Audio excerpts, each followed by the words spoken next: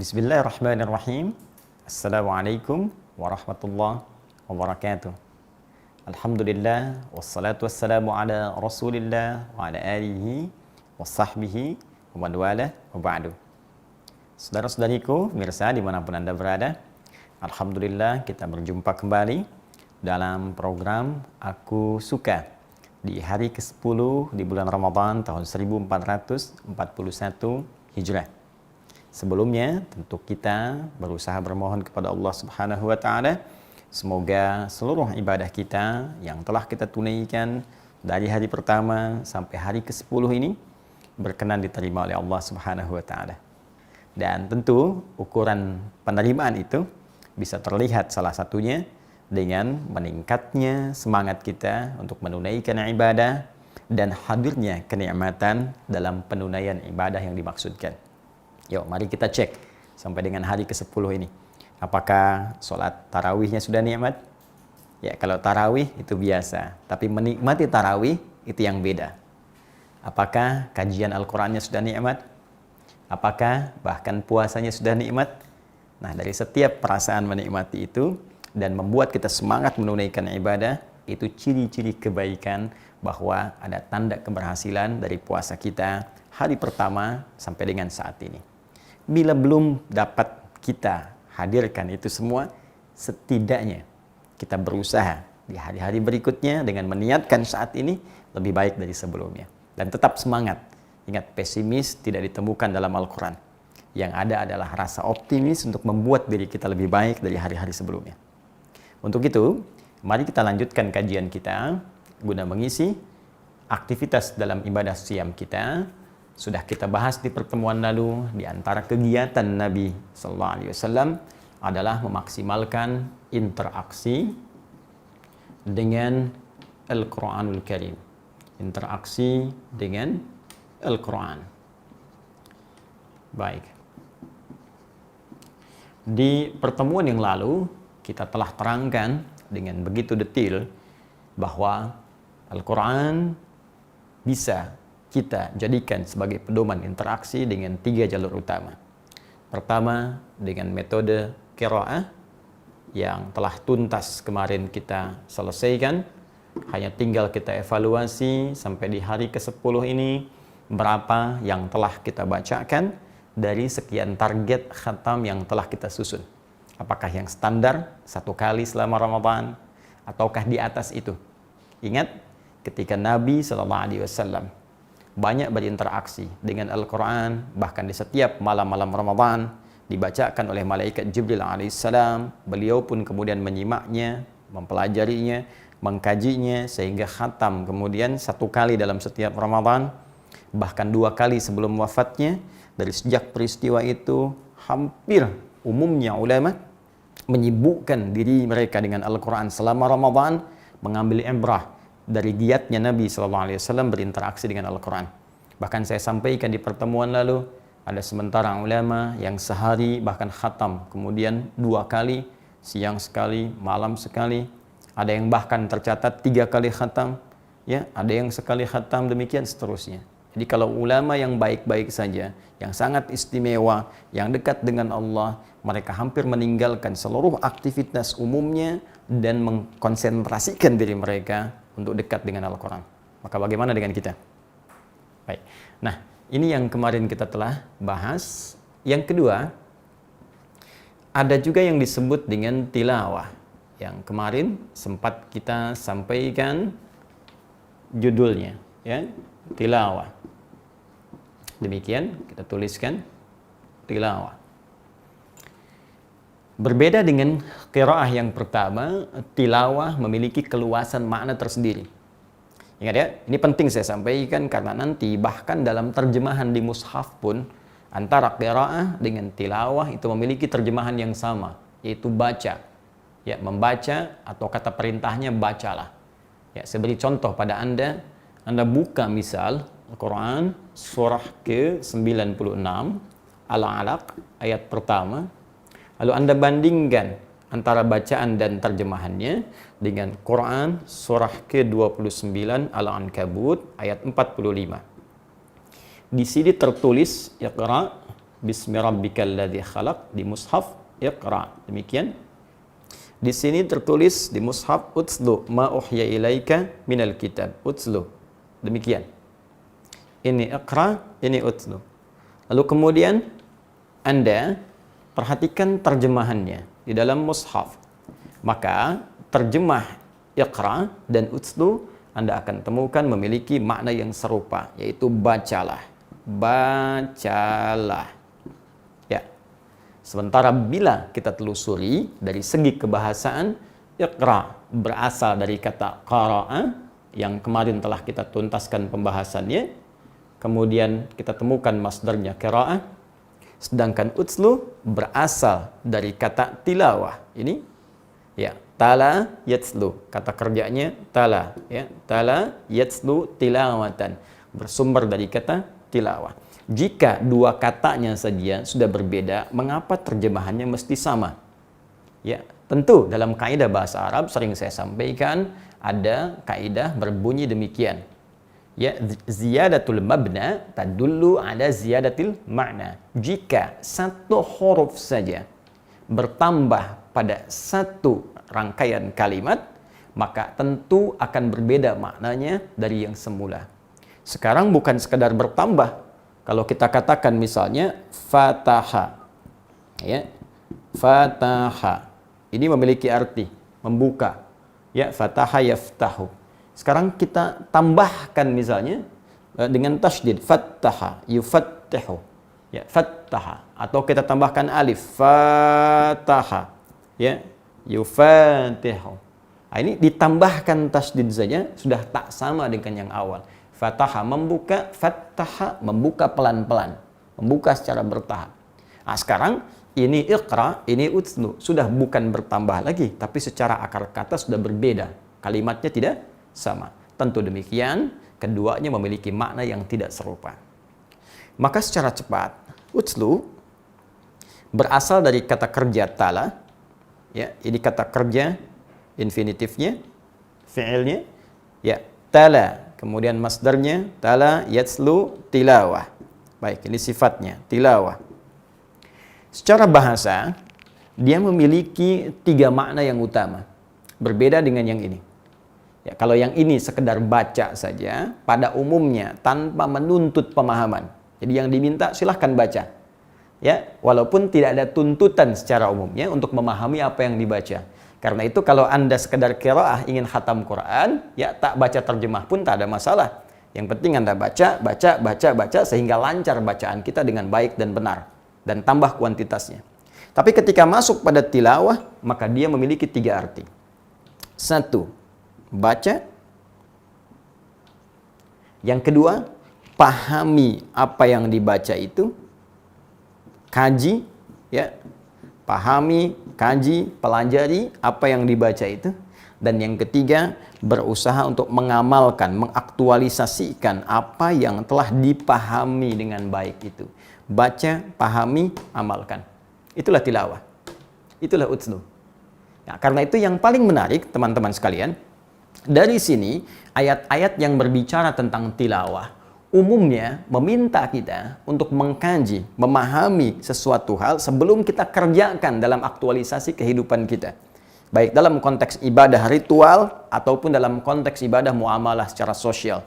Saya beri contoh misal, mohon maaf sekali, ya, perintah tentang sholat itu kan diawali dengan derivasi kata tilawah, utslu. Silahkan Anda buka Quran surah ke-29 ayat ke-45. Ya, insya Allah pertengahannya kita hafal, tapi awalnya jarang dibaca. Ya, pertengahannya saya yakin hafal. Kalau saya sebutkan satu bagian, Anda langsung bisa melanjutkan. Ya, inna sholata tanha. Tuh, kan? Langsung Anda bisa lanjutkan. Tapi bagaimana dengan awal ayatnya? Itu kan baru pertengahan. Awal ayatnya, utslu ma uhya ilaika minal kitab wa aqimis shalah. Inna sholata tanha 'anil fahsya wal munkar. Baik, utslu. Ya, Allah memberikan perintah sebelum kita menunaikan sholat, sebelum kita melaksanakan ibadah sholat itu, utslu ma uhya ilaika minal kitab. Ini perintah pada Nabi Muhammad SAW sekaligus isyarat kepada kita untuk meneladaninya. Baca dulu, ya, pahami dulu. Setiap ketentuan yang diwahyukan pada Nabi Muhammad SAW yang tertuang dalam Al-Quran, ya, lalu kemudian dijelaskan oleh Nabi, dicontohkan oleh beliau. Dalam konteks sholat, sebelum menunaikan sholat, pelajari dulu segala tuntunan dalam sholat. Bagaimana cara menunaikannya, ya, gerakannya, bacaannya. Ya, setelah itu, pahami. Kalau Anda menyebutkan Allahu Akbar bertakbir, kemudian lisan bertakbir, maka pikiran kita gunakan untuk memahami, untuk menerjemahkan apa yang kita ucapkan. Kalau kita gunakan dengan baik, maka dampaknya ke jiwa akan hadir kekhusyuan. Contoh, Anda ucapkan Allahu Akbar dengan lisan, tangan bergerak. Kemudian pikiran menerjemahkan, Allah Maha Besar. Hati meresapi, ya Allah, aku ikrarkan Kau yang Maha Besar. Kenapa dalam hidup aku selalu merasa besar? Sombong pada orang lain, merasa diri yang paling hebat, merasa diri yang paling mampu, ya, dengan pasangan, dengan tetangga, dengan orang-orang di sekitaran, ya, dengan teman di kantor, merasa yang paling punya ilmu, sementara aku katakan hanya Engkau yang paling agung, Engkau yang paling hebat. Yo, Anda bisa katakan demikian. Maka ketika Anda bisa mengatakan sebuah kalimat dalam sholat sesuai petunjuk bacaan yang dibenarkan, lalu pikiran menerjemahkan, hati meresapi, sekarang perhatikan bagaimana dampaknya pada kekhusyuan ibadah kita. Kalau tak percaya silakan coba. Dan ini adalah di antara langkah yang bisa mematikan gerakan setan untuk bisa menggoda kita saat menunaikan sholat.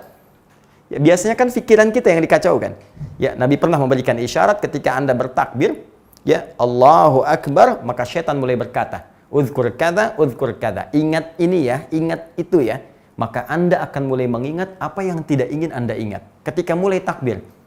Ya, saya sering berikan ilustrasi, kalau sebelum takbir, Anda bisa bebas saja, bisa fokus ingin sholat. Tapi setelah Anda bertakbir, kunci motor yang hilang bisa ketemu.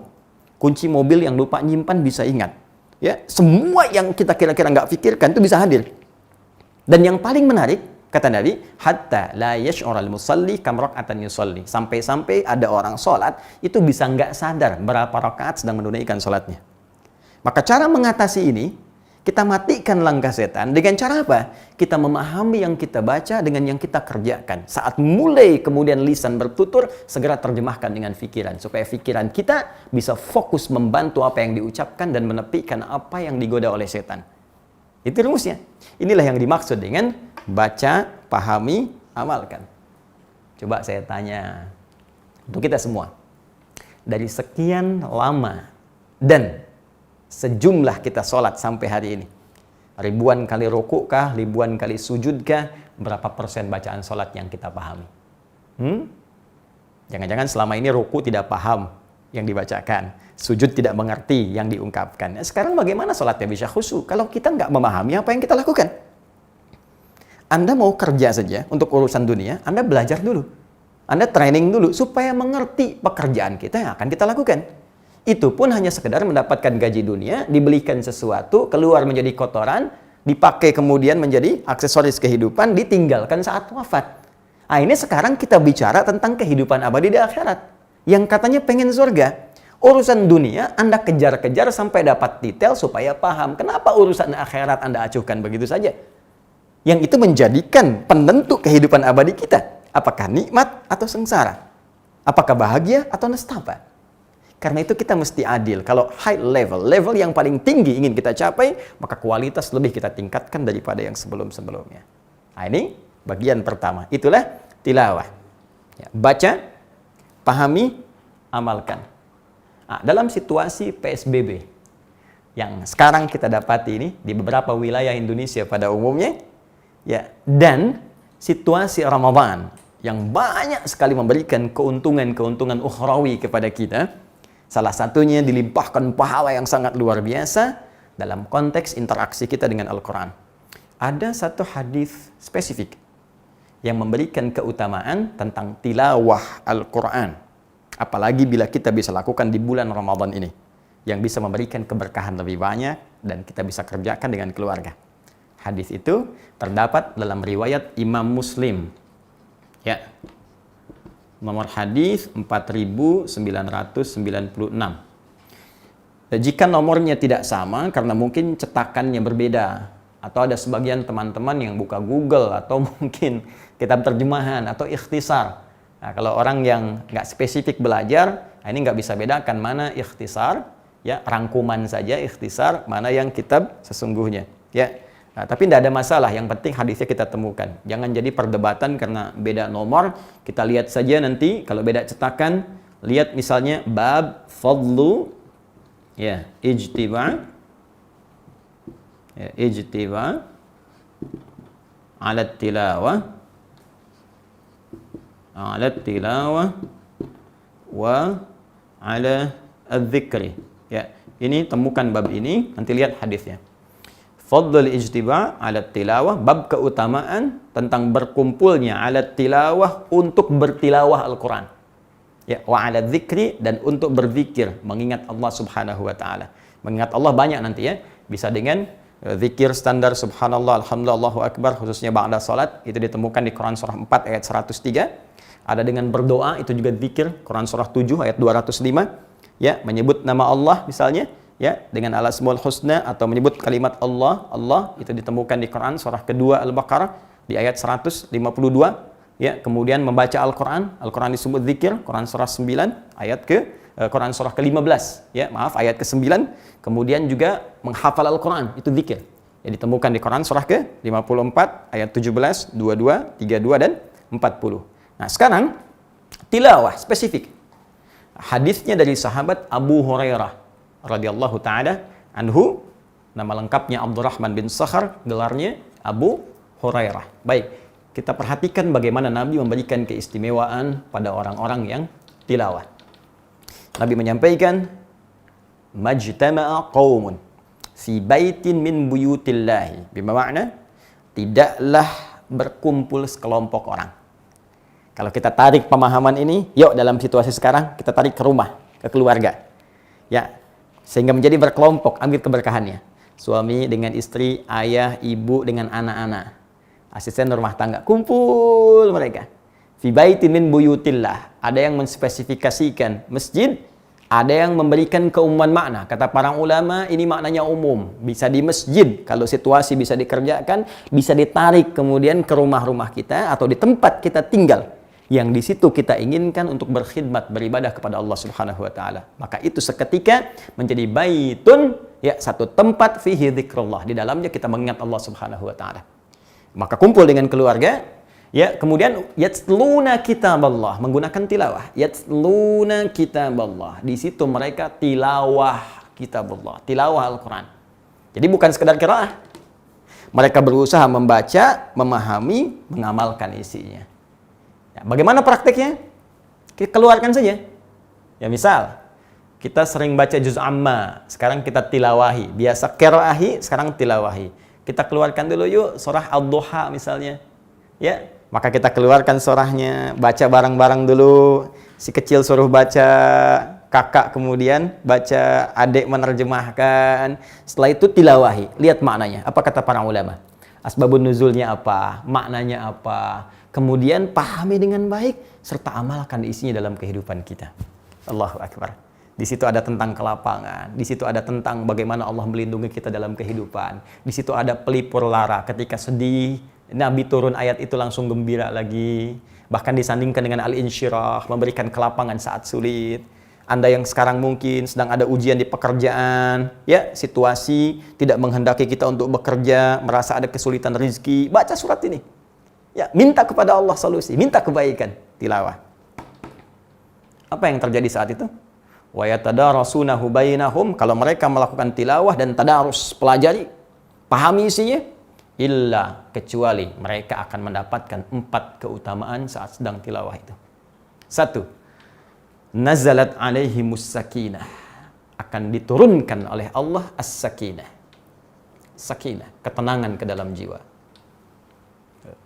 Karena itu orang-orang yang baca Al-Quran dengan terjemahan dan maknanya, itu cenderung ayatnya akan menyentuh kepada jiwa, memberikan ketenangan dibandingkan sekedar baca saja. Jadi kalau orang tilawah itu, benar tilawahnya, itu akan ada pengaruh dari ayat Quran yang ditilawahi kepada jiwanya, minimal memberikan ketenangan kepada hati. Nah, dalam konteks ini, tenangnya diungkapkan oleh Nabi dengan bahasa sakinah. Bukankah sakinah itu bagian dari yang didambakan pada kehidupan rumah tangga? Masih ingat? Setiap yang ingin berumah tangga, menginginkan samara, bukankah saknya di situ sakinah? Ya, Awas, samara, sakinah, mawaddah, rahmah. Rumus Quran surah ke-30, ayat ke-21 itu. Udah kan? Baik, jadi jika Anda ingin mendapatkannya, salah satu jalannya, kata Nabi, ayo sering tilawah. Suami tilawah ayat suami, istri tilawah ayat istri, sampaikan ke anak-anak, tilawah tentang ayat rumah tangga, bahas, pahami, amalkan, indah. Seperti para nabi pernah mencontohkan berkumpul dengan keluarganya, dibahas dan seterusnya. Ya, kalau sudah paham, tinggal diamalkan. Oke, kemudian, wa ghasyiathumur rahmah. Dinaungi keluarga itu dengan rahmat Allah Subhanahu wa taala. Allahu akbar. Kalau sudah rahmat itu sudah luas sekali. Bisa berarti rizki. Ya, bisa berarti penjagaan dari perbuatan buruk. Ya, bisa berarti penghindaran dari maksiat. Bisa berarti ampunan dari dosa yang sudah berlumur. Ya, anugerah yang sangat luar biasa. Dan konteks paling indah itu surga. Bukankah surga dianugerahkan oleh Allah kepada kita dengan izin Allah atas rahmatnya? Dengan rahmat Allah. Maka bagaimana mendapatkan rahmat itu? Ya, kalau rumuskan begini. Orang ingin ke surga, ya kan? Dengan izin Allah. Surga bisa diraih dengan rahmat Allah. Rahmat. Nah, sekarang pertanyaannya, untuk mendapatkan rahmat ini, seperti apa ikhtiarnya? Nah, ini kita diberi jalan. Ayo ikhtiar. Dengan cara tilawah. Keluarkan ayat-ayat surga. Jadikan kurikulum kehidupan. Jangan cuma tuliskan di pintu rumah. Baiti, janati, rumahku, surgaku. Sementara kelakuan orang rumahnya nggak seperti ahli surga. Ya pintunya yang ke surga. Orangnya nunggu di luar. Jelas ya? Nah ini rahmat. Oke, kemudian yang ketiga, wahaffathumul malaikah. Malaikat ikut berkerumun di sekitaran kita. Masya Allah. Jadi, dilingkupi malaikat, hadir. Malaikat-malaikat, ya. Dihadiri oleh malaikat. Hanya kan saya sering katakan bahwa malaikat dimensinya berbeda. Tidak serupa dengan kita. Sifatnya ghaib, tak nampak dalam pandangan. Ya, diciptakan demikian terkait dengan kondisi kehidupan kita, salah satu hikmahnya supaya mudah kita beraktivitas. Bayangkan kalau sedang tilawah, malaikatnya nampak. Sayapnya pok begini. Wah, kena bagian kepala. Siapa ini? Malaikat. Kamu siapa? Malaikat maut. Oh, nggak jadi Anda tilawah. Ya? Nah, maka dijadikan gaib, tak nampak dalam pandangan, tapi keberkahannya banyak. Kalau malaikat sudah ada, Masya Allah, kita berdoa, amin, kata malaikat. Dikabulkan oleh Allah. Kita mohon ampunan, kata malaikat, ya Allah ampuni dia, diampunkan. Itulah bagian dari terindah dari tilawah. Dan yang keempat, yang terakhir, wa dzakarahumullahu fiman indah. Disanjung-sanjung oleh Allah, ya, di sekitar makhluk yang hadir di sekitar Allah Subhanahu wa taala, sekitar arsy-Nya. Disanjung.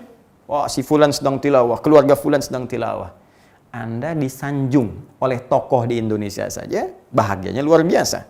Anda disebutkan oleh orang-orang berpengaruh, senangnya luar biasa. Sekarang Allah menyanjung-nyanjung Anda.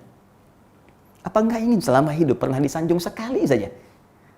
Orang mau disanjung sampai bikin sinetron, tersanjung misalnya kan? Nah, Anda ini ada peluang disanjung Allah. Kenapa enggak dimaksimalkan? Ya Allah, ayo. Hadirkan diri kita, mantapkan tilawah kita, dan hikmahnya bukan sekedar mendapatkan pahala bacaan, karena orang tilawah pasti qiraah, bukan sekedar dapat pahala bacaan saja, tapi dia mendapatkan tambahan seperti diungkapkan ini. Maka semoga dengan itu bisa menambah wawasan kita, bisa meringankan aktivitas kita dengan hadirnya pemahaman yang kuat dan menghadirkan kekhusyuan saat kita menunaikan ibadah.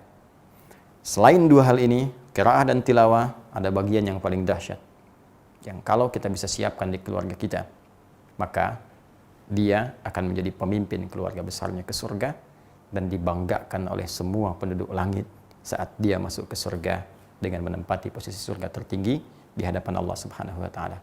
Siapa orang ini? Siapa keluarga dimaksud? Apakah boleh jadi itu keluarga kita? Kita lihat di edisi yang ke-11 pada program Aku Suka esok hari dengan izin Allah Subhanahu wa taala. Subhanakallahumma wa bihamdika asyhadu an la ilaha illa anta astaghfiruka wa atubu ilaik. Wa akhiru da'wana alhamdulillahi rabbil alamin. Assalamualaikum warahmatullahi wabarakatuh.